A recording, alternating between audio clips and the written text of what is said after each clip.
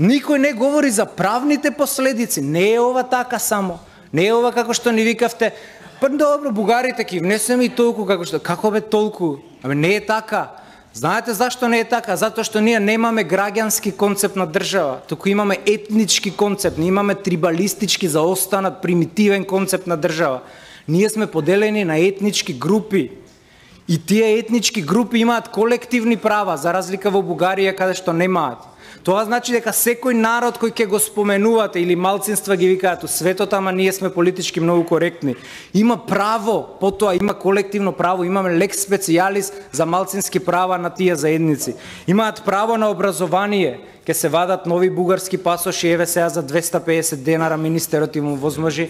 Значи, ќе се вадат нови бугарски пасоши за да децата во Струмичко учат на бугарски, еве сега како што и шетаат.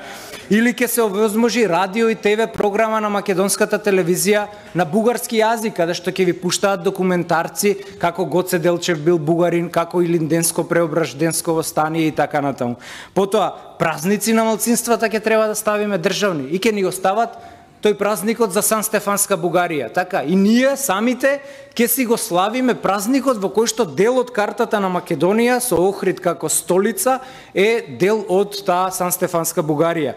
Или државно финансирање на културни клубови, овие Ванчо Михајлов, Цар Борис III, Фердинанд и како, тие ќе треба сега со државни пари вие да ги финансирате и на крајот квотите за вработување.